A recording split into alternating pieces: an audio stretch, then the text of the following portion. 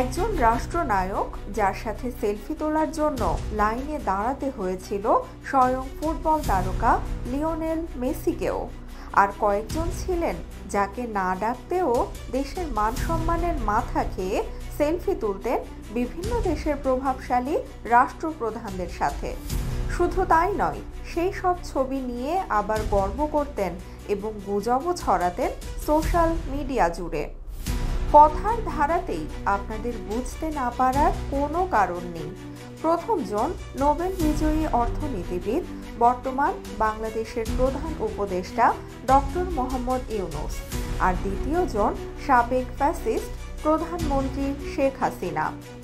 Fascist Hasina একটু সুযোগ পেলেই যেন প্রভাবশালী দেশের রাষ্ট্রপ্রধানদের ওপর রীতিমতো ঝাঁপিয়ে পড়তেন ফটো তোলার জন্য। 2023-এর G20 সম্মেলনে সদস্য না হয়েও হাসিনা অংশ নিয়েছিলেন ভারতের প্রধানমন্ত্রী নরেন্দ্র মোদীর আমন্ত্রণে। সেখানে হাসিনাকে দেখা যায় বেশ কিছু উদ্ভট কর্মকাণ্ড ঘটাতে। তৎকালীন প্রধানমন্ত্রী হাসিনা দেশের মানুষকে তার প্রভাব দেখাতে সেলফি তোলেন যুক্তরাষ্ট্রের তৎকালীন প্রেসিডেন্ট জো বাইডেনের সঙ্গে। তার সেই সেলফিতে আবার ছিলেন মেয়ে সাইমা ওয়াজেদ পুতুলও। শুধু এতটুকুই নয়, ব্রিটিশ প্রধানমন্ত্রী ঋষি সুনাকের সাথেও এক উদ্ভট কর্মকাণ্ড ঘটাতে দেখা যায় তাকে। সেই সম্মেলনে যোগ দেওয়া রাষ্ট্রপ্রধানরা মহাত্মা গান্ধীর সমাধিতে শ্রদ্ধা জানাতে যায়।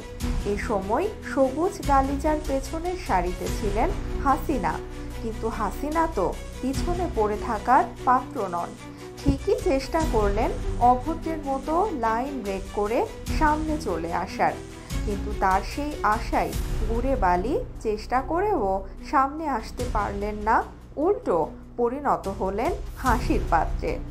অপরদিকে বর্তমান বাংলাদেশের সরকার প্রধান ডক্টর মোহাম্মদ ইউনূস এতটাই ব্যক্তিত্ব সম্পন্ন মানুষ যে তার সঙ্গে সেলফি তুলতে আগ্রহী থাকেন অন্যরা। বিশ্বব্যাপী সসম্মানে সমাদৃত, বিশ্ব শান্তিতে নোবেল বিজয়ী এই অর্থনীতিবিদ। হাসিনা যেখানে তার বিগত 16 বছরের শাসন আমলে যুক্তরাষ্ট্রের কোনো প্রেসিডেন্টের সাথে চেষ্টা করেও বৈঠক করতে পারেননি, সেখানে ডক্টর মোহাম্মদ ইউনূস অন্তর্বর্তী সরকারের দায়িত্ব নেওয়ার পরই তৎকালীন আমেরিকান প্রেসিডেন্ট জো বাইডেনের সাথে একান্ত বৈঠক করেছিলেন।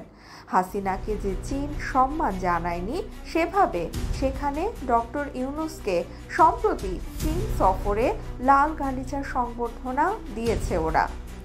ডক্টর মোহাম্মদ ইউনূসের সাথে দীর্ঘ সময় ধরে বৈঠক করেছেন চীনের প্রেসিডেন্ট শি জিনপিং। শুধু তাই নয়, এই সফরে ডক্টর ইউনূস বাংলাদেশের সাধারণ মানুষের জন্য এনেছেন 2 হাত ভরে।